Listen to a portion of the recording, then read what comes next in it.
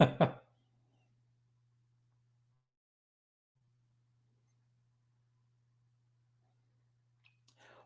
it's been an interesting week for the Ducks. We'll talk about the win versus the Vegas Golden Knights, the loss versus the Phoenix Coyotes, and more on this edition of Locked On Anaheim Ducks.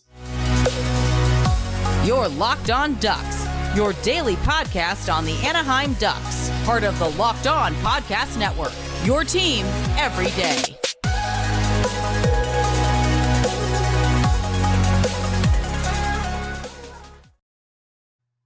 Welcome to Locked On Anaheim Ducks, part of the Locked On Podcast Network. I'm your host, Jason JD Hernandez. I've been covering hockey, and today's episode is brought to you by Sleeper.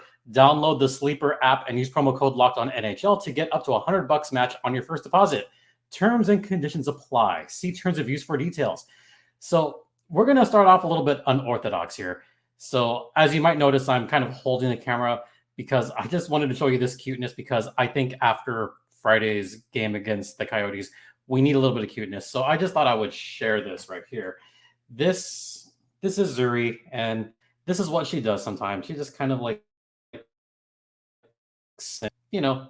is super cute. So Zuri,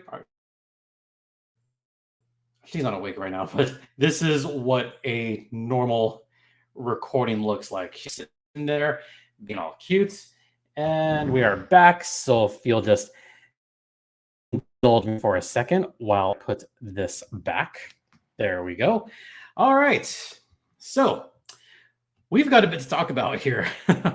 Before we get to that, a reminder, this podcast is free and available across all platforms, including Stitcher, Spotify, Odyssey, Apple Podcasts. I need to adjust this, folks. There we go. And also, you can follow me on Twitter at StimpyJD. Apologies if the audio, or if the video rather, cuts off here. Audio is perfect. Audio is always perfect. Video can be a little bit wonky. But let's get started. Let's talk about the big win versus Vegas, because I couldn't skip over talking about that Vegas win, folks. That was just not a miraculous one, but that was one of those wins that I'm going to take with me for a while because I always love it when the Ducks beat the Vegas Golden Knights. Absolutely love it. I love it even more when they put up a 4 spot just like that. This was kind of a strange game for me to watch because I actually didn't watch this live. I was out at Coachella Valley with the Firebirds game. So I had to go really comb through those 4 goals. That 4th goal, I thought was going to be the end for Logan Thompson. It was not. It really should have been, because at that point, like when you put up a 4 spot in one period, especially that Troy, like not that the Troy Terry goal wasn't a good one, but 4 goals in 12 minutes, I thought, all right, he's getting pulled. No, didn't happen. No, the Brett Leason one, that was kind of like a strange tip-in. I mean, that was a good tip-in. Drysdale's from the point, I mean, that was, or not from the point, but, close in. That was just a great shot and also a fantastic pass from Mason McTavish. You know what I'm going to say. Let the kids play. And then Frankie scored. And then Troy Terry's goal. He did not get all of that puck. Far from it. Troy Terry looks like he kind of missed it a little bit. And you can kind of see not so much a sheepish grin, but maybe like a sheepish chuckle. Because he knows he didn't get all of that one. He knows that most goalies in the league would have stopped that. Definitely the case there. So Troy Terry, already his 9th, and already 4-0 Anaheim. Pretty much the end of the game. Now, I know second period, Vegas came back and scored a couple of goals, but it felt like real garbage time goals, especially when Brett Leason scored his second of the game. Who knew? Brett Leason. But I'm also going to give credit to the kids on this one because I thought they played one of their better games. Jackson Lacombe, and I actually made a note of this here. Jackson Lacombe had a couple of really good plays on the defensive end where he did something that I know Ducks fans have been clamoring for, actually stopping the cross-ice pass. There was an instance in this game where he got a clear deflection off a cross-ice pass, stopping what could have been a very high danger opportunity for the Golden Knights. He also had another play where he was kind of deep in the neutral zone and, took a risk and it paid off. And I think I've been on this with Olin Zellweger. There is an effective way to take risks, and there's a good way to pinch. And I think Jackson Lacombe has really begun to round out his game a little bit more and starting to take more risks. You would love to see that. So Lacombe I liked a lot in this game. Mintyukov I thought has had some up and down moments through the season. But this game, I thought he was going to get an assist on this one. Just didn't happen. Minty's passing is getting better and better as the season progresses. Something that Ducks fans should want to see all season. So very impressed with him. Mason McTavish. Okay, what more can I say about Mac? 3 assists, not just 3 assists, 3 primary assists. And they were all good passes too. One of those passes was kind of like not a no look, but kind of behind him a little bit, breaking through the defense and splitting defenders. Yeah, those are the kind of plays that you want to see. And McTavish has been good at that all season long. He uses his big frame to protect the puck. He splits defense, which he has done pretty much most of this season. I know in the recent past, I've said that Trevor Zegras does play an important role. Would it be too out of bounds for me to say that in the next 4 or 5 years, that Mason McTavish might wind up being the better player out of the two between Zegras and McTavish? Because I've been impressed with that line all season long. The Strome, McTavish, Vatrano line, I think, has been the best line by far for the Anaheim. And they were just effective pretty much all game long. That's something you want to see. I know one of those goals that Stromer got an assist there as well.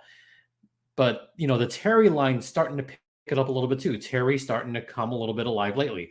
But the Ducks offense still runs through McTavish and Vatrano and Stromer. So yeah, good win for the Ducks. They don't win very many games against Vegas Golden Knights, but they got this one. Very happy to see this. What I was happy about was the number of penalties the Ducks took in the second period. Now, I will say this, and you're going to hear me say this again in the second part of the show.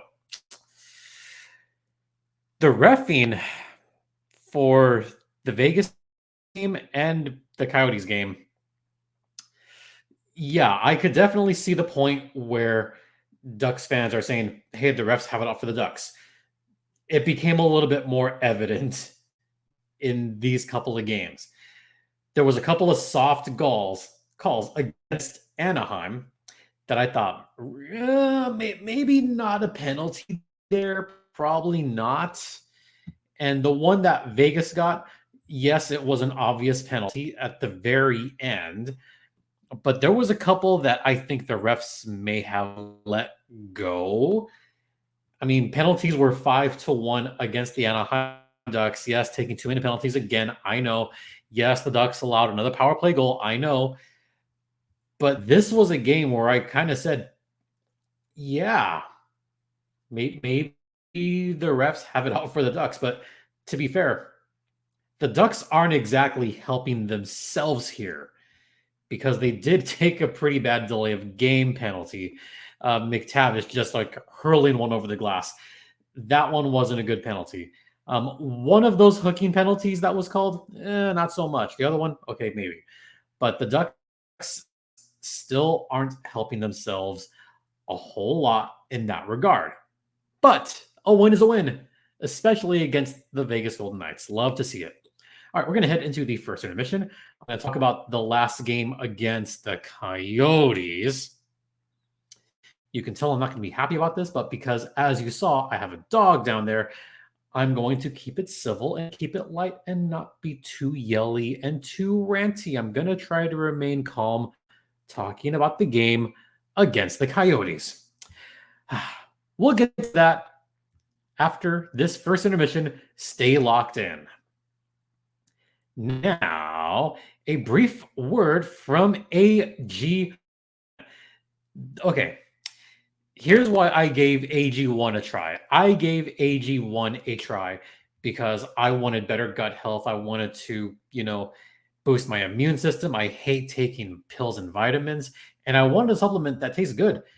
And my personal story that I've used, and I'm going to use it again because got a half marathon in exactly 2 weeks, or 2 weeks and 2 days from now. I'm starting to drink AG1 more so again because, I want it before working out and I want it before going on a long run. And it makes me feel really good. It makes me ready to go for the day. So if you haven't tried AG1 for yourself, I did it for New York Marathon, doing it for another half marathon in a couple weeks, then make sure to try AG1 right now. If a comprehensive solution is what you need for your supplement routine, try AG1 and get a free 1-year supply of vitamin D and 5 free AG1 travel packs with your first purchase. Go to drinkag1.com/NHL network. That's drinkag1.com/NHL network. I know I have it here, so there you go. AG1, the foundation of daily health. We're also brought to you by Smarter Banking. On this show, you get some analysis and hot takes, right? Well, let me give you my hottest take of the day. The best lineup in LA right now is the lineup of auto loans at Logix. They start off at the top with my favorites, the proven and dependable new and used vehicle loans. You can count on these guys to give you low rates and save you big time bucks. Next up, they've got an exciting new rookie sensation in their electric vehicle loans with super low rates and flexible payment terms. Rounding out the lineup, they've got their auto refinancing loans and lease buyout loans. With these guys, you could lower your monthly payments and get on the road to owning your car faster. I know it's a hot take, but seriously, no one can beat the lineup at Logix. Visit your local Logix branch right here in the LA and surrounding areas and let one of their amazing team members help you out. Or just apply online in minutes at logixbanking.com/car. That's logixbanking.com/car. All right, let's talk about the last game against the Coyotes. I'm going to remain calm here, but the Coyotes. I'm going to speak for myself here. I hate the Coyotes. I absolutely dislike the Coyotes, which is why I call them derisively the Phoenix Coyotes, because, the Arizona Coyotes have ceased to be good. The last time the Coyotes were good was when they were the Phoenix Coyotes back in 2012, when they couldn't even beat the 8th seed LA Kings. They couldn't even do that. So they're called the Phoenix Coyotes. I want to say something else that starts with the F sound, but I'm not. The Phoenix Coyotes won it 2-0 over the Anaheim Ducks Friday night. Far be it from me to say that the Ducks did what they absolutely did. At times, they tried. But there was a telling quote at the end of this one, and hat tip to Derek Lee on this one, because I thought this was rather telling. Post-game quote from Greg Cronin. It was a good quote. It was a good comparison to see how a team actually worked for 60 minutes, like they worked for 60 minutes. End quote. I kind of like that. I hate that it seemed like the Ducks did not work for 60 minutes, but according to Greg Cronin, the Ducks didn't work for all 60 minutes. They worked for maybe half of that time, maybe less than that. But there were certainly moments where I thought they're not even skating as hard as they were the first half of the first. At one point in this game, shots were 10-3 in favor of the Anaheim Ducks. At one point. After that 10-3 margin, shots were 29-18 in favor of the Coyotes. Yeah, it's a lot to a little. That's when the floodgates opened for the Arizona Coyotes. 2 goals. Clayton Keller on a power play. This was off of what I thought was a very light call against Lyubushkin. That hooking should not have been called. The stick barely got to the hands of Michelli, barely touched him. They call that penalty. All right, fine. Then he had that little scuffle between McTavish and Lawson Krause. Except that one, they called a double minor on McTavish. So they call one, but they call double on the other one. Okay, sure. We like that, right? Yeah, everyone in the back could hear me rolling my eyes on that one. Just a little bit uneven there. Now, the Logan Cooley trip, that was an obvious trip. I get that one. The Zach Hanford one, that was holding. But again, there was a couple that were maybe let go by the ref on this one, probably on both sides. But that hooking call was definitely so light that I thought, oh man, really? Really? The Leeson one, yeah, that's a fair one. And I'm sorry, it wasn't the McTavish double minor, it was a Sam Carrick who got a double minor roughing. Again, because Sam Carrick might have a bit of a reputation. Okay, sure. Carrick has a reputation. We'll put him in the box for 4 minutes. That'll cool him down. Sure. So refs didn't help the Ducks. Ducks didn't help themselves. There were numerous times in this game where the Ducks could have cleared the puck, and they didn't. They kept the puck in their own defensive zone and pretty much did nothing about it. Now, Lawson Krause did score also in the second period. All right. That was a fine goal. Actually, that was a pretty good goal. I'll give him that one. Krause got he found his spot. He took it. He scored. I'll give credit for that one. The other one was just a bad breakdown on the penalty kill. This game was not at all Gibby's fault. Not at all. He was fine in this one. As I mentioned, shots were 32-28. Gibby stopped 30 of them. Gibson had some pretty solid saves in this one. This could have easily been 3-0, even 4-0 in this game. And it probably should have been, and it probably could have been. But the Ducks, they just got rattled.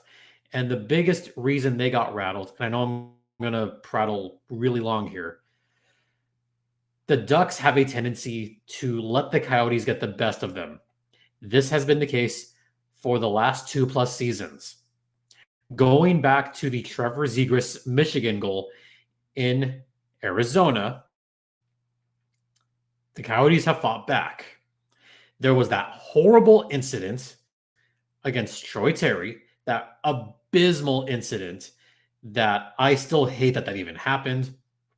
And one of the reasons why I despise the Coyotes, their broadcast team being another reason, their whole arena deal being another reason. I mean, I have a laundry list of reasons of why I dislike the Coyotes, but one of them is they tend to play a little bit on the edge, and I'll be the one to come out and say it. I don't care if Locked On Coyotes listens to this. I don't care what either of those hosts have to say, but the Coyotes have a tendency to, you ready? Play a little bit dirty against the Anaheim Ducks. Did you notice a number of times that there was a little bit of a scuffle after a whistle and Coyotes kind of baited the Ducks into taking some matching roughing penalties? Or in one case, completely baited Sam Carrick into that double minor roughing. They got to him. And they've been doing this at least for the last season plus. And it's more, and I mean, I've seen a few Coyotes games. They do it more so against the Ducks because the Ducks really don't have much of an enforcer I should point out Radko Gudas was out for this game. I know that Ducks, there are some Ducks fans that are going to say, yeah, we need that toughness. There's some other Ducks fans that are going to say, we don't necessarily need a goon or anyone to fight in our lineup. That's why they got rid of Nick Delorier. So I could see both sides of it. But on this particular game against the Coyotes, I think they definitely could have used the services of Radko Gudas to really fight back a little bit and to perhaps not get rattled by a stupid Coyotes team that pulls this crap, especially against Anaheim.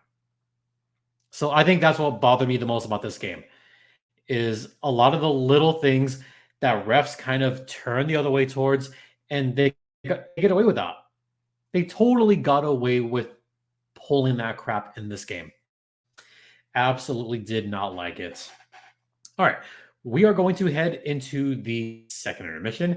We're going to talk about John Gibson in the final segment of the podcast.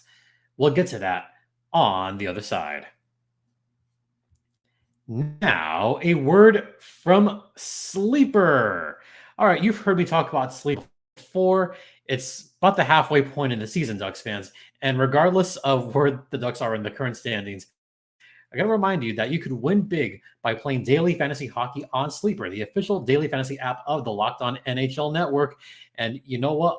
You could win up to 100 times money by, winning daily fantasy hockey contests. Just pick whether guys like McKinnon, who's on a roll, Kucherov has been on a roll lately, if they will record more or less than their Sleeper projections for things like goals, assists, plus minus, even saves, if you're a fan of Joey Decord for the Seattle Kraken. To win 100 times bet on Sleeper, correctly predict the outcome of 8 player stats. You heard me, Ducks fans. You can win 100 times your money playing daily fantasy hockey with Sleeper. So use promo code LOCKEDONNHL and you'll get up to a $100 match on your first deposit. Terms and conditions apply. That's code LOCKEDONNHL. See Sleeper's terms of use for details and locational availability. Let's talk about John Gibson, because I think he has been, you ready for this? He's been the best player outside of Mason McTavish for the Ducks the last couple of games. Yes, I'm praising McTavish big time on this one. Yes, Leeson had a great game against Vegas, a very poor game after that. But Gibby, I think, has been the biggest constant for the Ducks the last couple of games. Let's go back to the game against the Vegas Golden Knights. He allowed only 2 goals on a lot of shots. Yeah, the Ducks got worked on that game. Shots on goal were not astounding, but it was 32-26, but a lot of those were high danger, folks. A lot of those. And they did fine. Ducks did fine. I mean, it helps they scored 5 goals in this one. But I'm going to refer to HockeyStatCards.com. Hockey Stat Cards gives John Gibson a 1.72 game score on this one, which is 1.72 above expected goals against. The expected goals against in that game was 3.72. He only allowed 2. Good job, John Gibson, especially on those high danger chances. By the way, McTavish's game score on that game was a 4.22. Troy Terry, 2.22. Yeah, they both looked really good on this one. Then let's go to the game that just took place against the Coyotes. John Gibson had a game score of 1.92. So another near 2-point game as far as the website's concerned. The expected goals against John Gibson, 3.92. He was 1.92 better than expected goals against. So John Gibson, the last 2 games, the expected goals was about 7.8, and he allowed 4. So he's doing 3.8 goals allowed better than expected right now. And I'll give you another one. the high danger save percentage is still very good for John Gibson.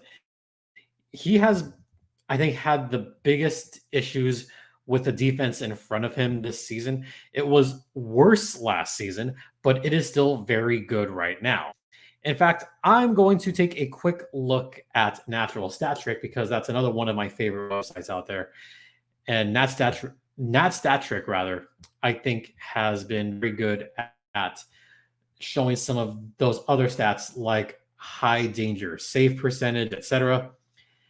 And we're going to look at that right now. John Gibson, his high danger save percentage is 0.839. It's pretty good, right? If we look with goalies that had at least, let's say at least 10 games. So that takes out a lot of players that have played like 1-2 games. John Gibson right now, if you take away those players, he's 12th in the NHL in high danger save percentage with an 839. The league average right now for high danger save percentage is still hovering around 800, 802 to be exact. So John Gibson doing better than expected on high danger chances, on high danger save percentage, on rebound control. Gibby has been solid, and he's starting to find his groove again. So maybe this is a point in the season where you go, if the Ducks want to have any kind of chance to make some kind of noise this season, maybe you ride John Gibson a little bit more, maybe slightly more than 50 games. You still got to give Lukáš Dostal a chance here.